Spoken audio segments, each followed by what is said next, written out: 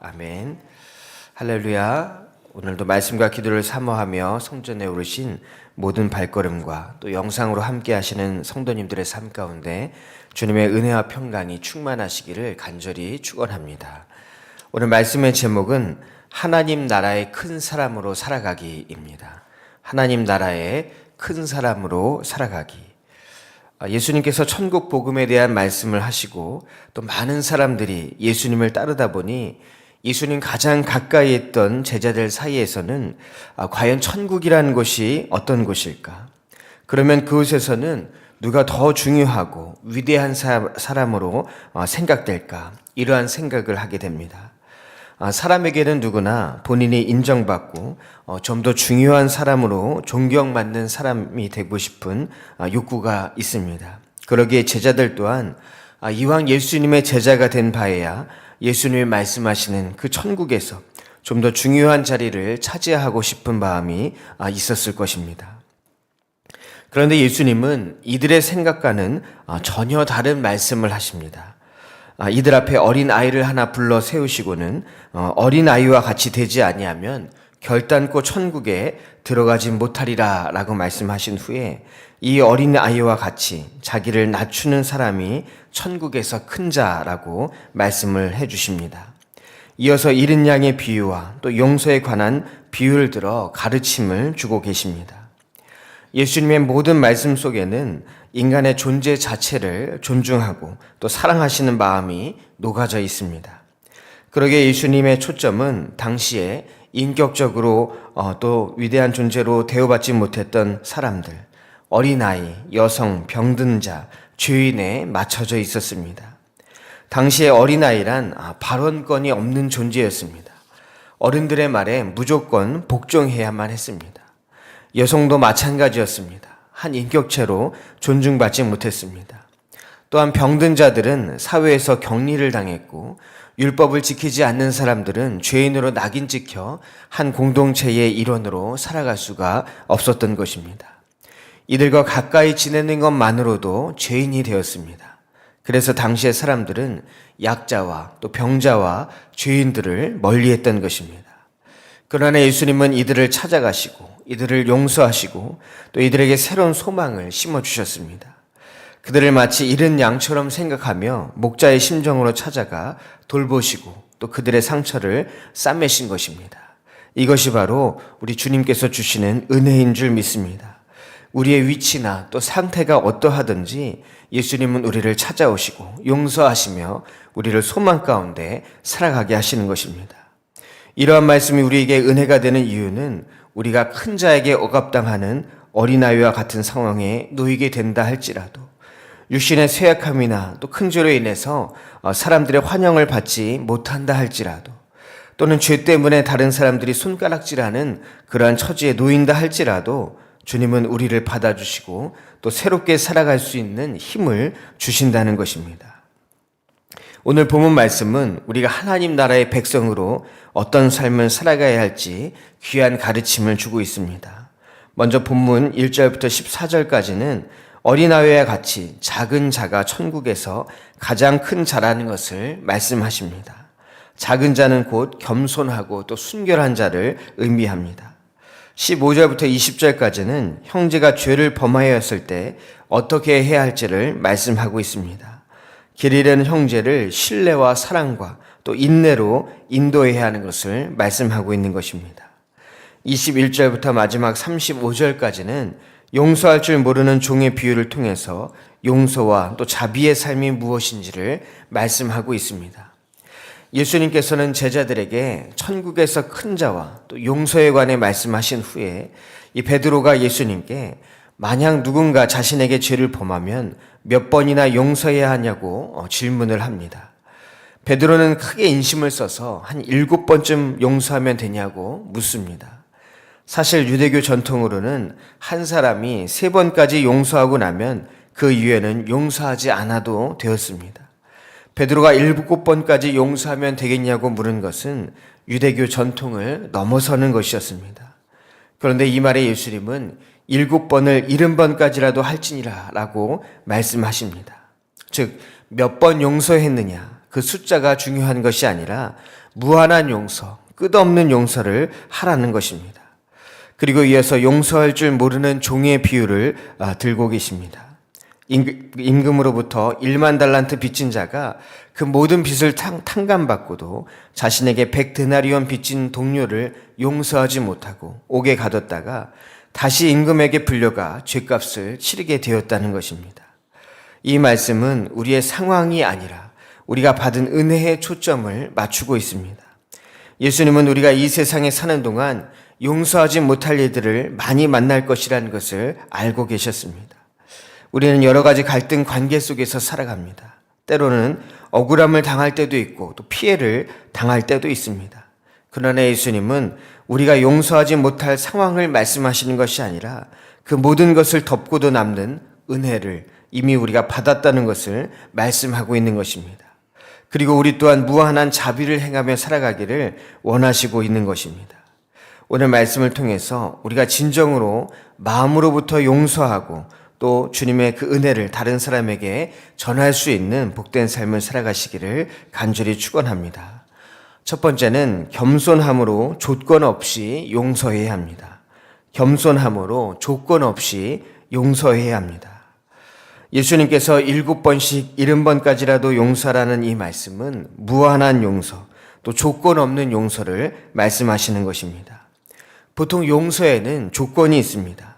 먼저 잘못했다고 말하거나 다시는 그러지 않겠다는 약속이 있거나 뭔가 태도의 변화가 있어야 합니다. 그러나 주님께서 말씀하신 용서는 이런 모든 절차와 또 조건을 뛰어넘는 무한한 용서입니다.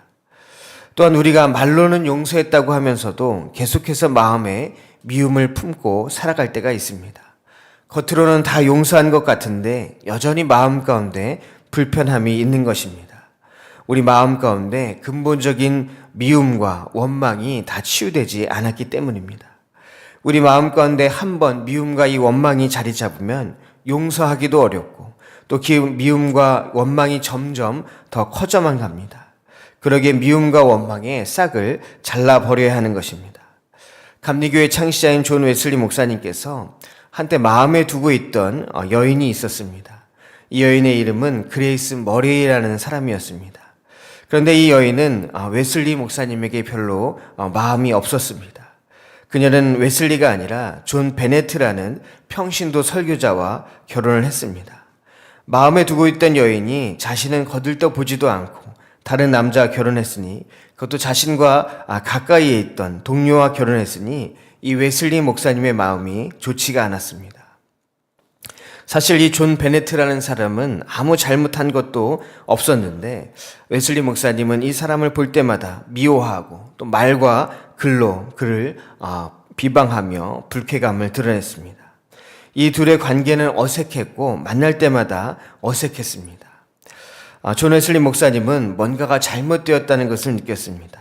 그러던 중에 존 웨슬리 목사님이 이 베네트라는 사람에게 편지를 보냅니다.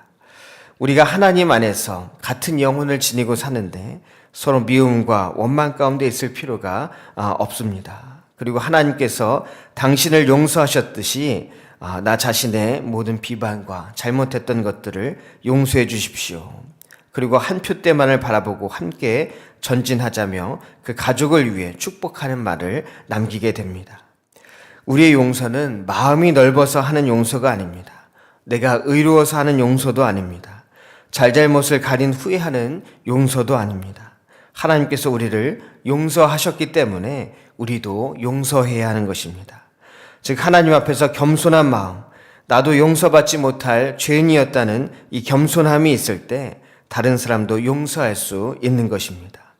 어린아이와 같은 겸손함, 자기를 낮추는 겸손함이 우리로 하여금 용서의 삶을 살아갈 수 있도록 하는 것입니다.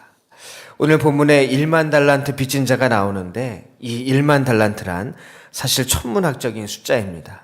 예수님 당시 헤롯의 수입이 1년에 약 900달란트 정도 되었다고 합니다. 이것도 엄청난 금액입니다. 그러기에 1만 달란트라는 이 표현은 세상에서 우리가 상상할 수 없는 최고의 금액을 나타내는 것입니다. 즉 1만 달란트를 탕감받았다는 것은 이 세상에서 받을 수 없는 한없는 은혜를 받았다는 것입니다. 우리는 모두 하나님께 은혜에 빚진 자들인 줄 믿습니다. 그러기에 하나님께서 우리를 용서하셨듯이 우리도 다른 사람을 끊임없이 용서해야 하는 것입니다. 그리고 용서했다면 또 마음 가운데서 원망과 시비와 모든 기억을 지워버려야 합니다. 지운다는 것은 단순히 생각하지 않는 것이 아닙니다. 또 잊어버리는 것도 아닙니다. 사람에 대한 미움과 배신감과 아픔의 모든 상처들을 주님 앞에 내려놓고 주님께서 치유하시고 위로하시는 하나님의 은혜를 경험하는 것입니다. 우리가 끊임없이 용서할 때 하나님께서 우리 안에 있는 그 미움의 모든 마음, 원망의 마음까지도 다 치유해 주시고 우리를 천국에서 큰 사람, 큰 마음을 가진 사람, 누구든 마음에 담을 수 있는 복된 인생으로 살아가게 하실 줄 믿습니다. 두 번째는 용서가 축복까지 이어져야 합니다. 용서가 축복까지 이어져야 합니다.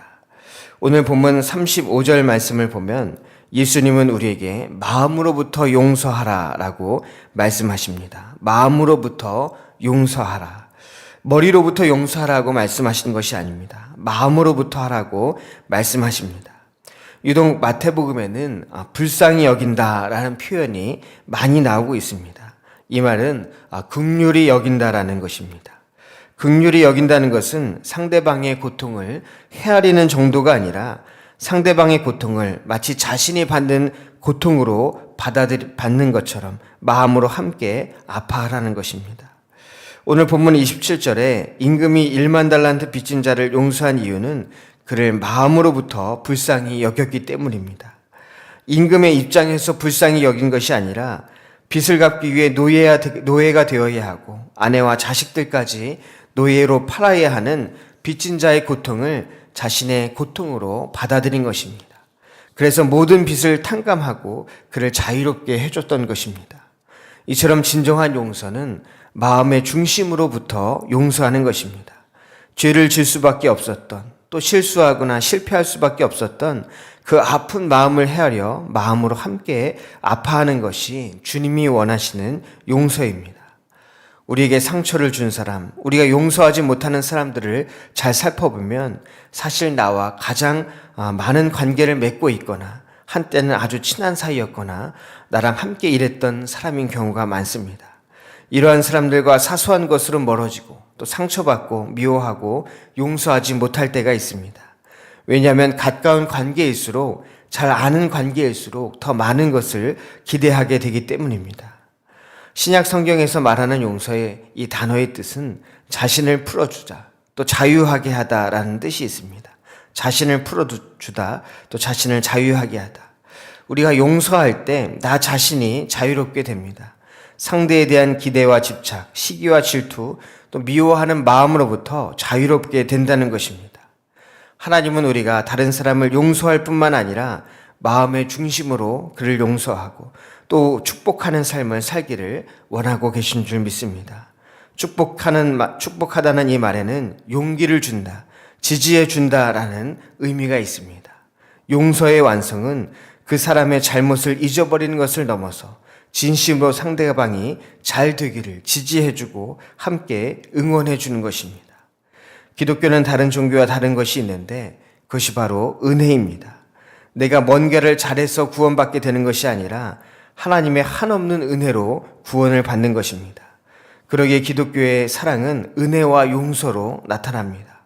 그리고 그 은혜를 입은 자들은 자신이 용서받은 것처럼 다른 사람을 용서하고 또 자신이 축복받은 것처럼 다른 사람을 축복하며 살아가야 하는 것입니다.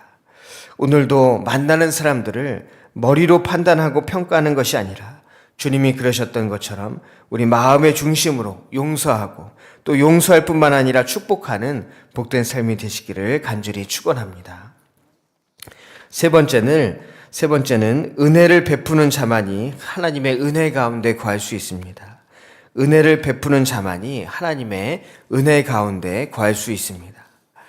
오늘 본문에서 1만 달란트 빚을 지고도 탕감받은 것은 정말 말할 수 없는 큰 은혜였습니다. 그런데 이 탕감받은 자는 자신에게 100데나리온 빚진 동료를 만나자마자 목을 잡고 빚을 갚으라고 합니다. 그 동료가 엎드려서 간구하며 곧 갚겠다고 하는데도 불구하고 그를 옥에 가둬버립니다. 사실 1만 달란트에 비하면 이 100데나리온은 얼마 되지 않는 돈입니다. 자신은 엄청난 빚을 탕감받고도 자신에게 빚진 자, 작은 빚을 빚진 자를 용서하지 못한 모습을 보고 그의 동료들이 그를 주인에게 고발합니다. 주인은 그에게 악한 종아, 내가 빌기에 내가 내 빚을 전부 탕감하여 주었거늘 내가 너를 불쌍히 여김과 같이 너도 내 동료를 불쌍히 여김이 마땅하지 아니하냐 하고 그를 옥졸들에게 넘겨줍니다. 그리고 이 비유를 말씀을 마치시면서 예수님은 너희가 각각 마음으로부터 형제를 용서하지 아니하면 나의 하늘 아버지께서도 너희에게 이와 같이 하시리라 라고 말씀하십니다. 은혜를 베푸는 자만이 계속해서 하나님의 은혜 가운데 거할 수 있다는 것입니다. 다시 말하면 하나님께서 우리에게 주신 은혜는 우리 또한 다른 사람들에게 은혜를 베풀 때 유효하다는 것입니다. 은혜를 받고도 여전히 다른 사람을 용서하지 못하는 사람은 자기 자신의 감옥 안에 갇혀 사는 사람입니다. 용서하지 못하는 삶은 외로울 수밖에 없습니다. 다른 사람의 잘못을 지적하고 원망하고 또 미움을 마음에 품고 있을 때 고립된 삶을 살아갈 수밖에 없는 것입니다. 남미 최초의 여성 대통령인 칠레의 미첼 바첼레트는 그녀의 아버지가 군사정권대 고문으로 인해서 억울하게 희생당했습니다. 그러나 그녀가 대통령이 되었을 때 그 원한을 갚기보다는 정적들을 용서하고 포용하며 대화합을 이끌어냈습니다. 그리고는 이러한 말을 남겼습니다. 때로는 용서할 수 없는 사람이 있다. 도저히 지울 수가 없는 분한 일들도 있다. 그러나 그럴수록 지우고 용서하라. 왜냐하면 그런 기억과 분노들이 우리에게 주어진 삶을 망가뜨리기 때문이다. 은혜는 상대방의 부족함에도 불구하고 나와 좀 다름에도 불구하고 받아주는 것입니다. 포용하는 것입니다. 그럴 때 나의 부족함도 또 나의 연약함도 나의 좀 유별남도 다른 사람들에게 받아들여지고 포용될 수 있는 것입니다. 용서하기로 마음먹었음에도 불구하고 이것이 잘 되지 않을 때가 있습니다. 왜냐하면 내 힘으로 해보려 하기 때문입니다. 오늘 용서에 대한 말씀 이전에 어린아이의 낮아짐에 대한 말씀, 천국에서 큰 자에 대한 말씀, 천국에 대한 말씀을 하신 이유는 누가 은혜를 받을 것인가, 누가 천국을 소유할 것인가, 그리고 이러한 사람들은 어떻게 살아가야 하는가 이야기하시며 우리 또한 어린아이와 같이 낮아짐으로 천국을 소유하고 천국의 원리 가운데 큰 사람으로 살아가라는 말씀을 하고 계신 것입니다. 그것은 바로 어린아이와 같이 겸손함으로 하나님을 의지하는 것입니다. 어린아이는 자신의 부족함을 빨리 받아들입니다. 자신이 하나님 없이는 살아갈 수 없는 것을 인정하며 이 어린아이와 같은 심정으로 하나님을 의지할 때 하나님이 우리로 하여금 용서할 수 있는 마음을 허락해 주시는 줄 믿습니다. 하나님 나라의 큰 자는 이 어린아이와 같은 겸손함과 또 순결함으로 하나님께 나아가는 자, 또 받은 은혜를 다른 사람에게 그대로 실천하는 자입니다. 하나님의 큰 마음으로 살아가는 자, 하나님은 용서와 겸손한 용서로 하나님 나라의 큰 사람이 되는 복된 삶을 살아가는 우리 모두가 되기를 간절히 축원합니다. 기도하겠습니다. 사랑해 주님 감사를 드립니다. 우리는 용서받을 수 없는 큰 죄인임에도 불구하고 주님은 우리를 용서해 주시고 날마다 복된 자리로 인도해 주신 줄 믿습니다. 주님께서 우리를 용서해 주셨던 것처럼 우리도 다른 사람을 용서하게 해 주시옵시고 내가 잘못한 것이 있다면 먼저 용서를 구할 수 있는 겸손도 허락하여 주시옵소서. 주님께서 우리로 하여금 다른 사람을 사랑하고 축복하는 삶을 살기를 원하시는 줄 믿사오니 언제나 다른 사람을 축복하며 또 포용하는 삶을 살아갈 수 있도록 주님 함께하여 주시옵소서. 오늘 이 시간 간절한 소원들과 함께 드린 귀한 예물이 있습니다. 이 예물 위에 복 주시되 하늘에 속한 신령한 복과 땅에 속한 기름진 축복이 있게 하여 주옵시고 믿음대로 소원대로 하나님의 선하신 뜻 가운데 응답하여 주시옵소서. 오늘도 기도로 하루를 시작하오니 주님께서 동행해 주시는 복된 하루가 될 줄 믿사오며 살아계신 우리 주 예수 그리스도의 이름으로 간절히 기도하옵나이다. 아멘.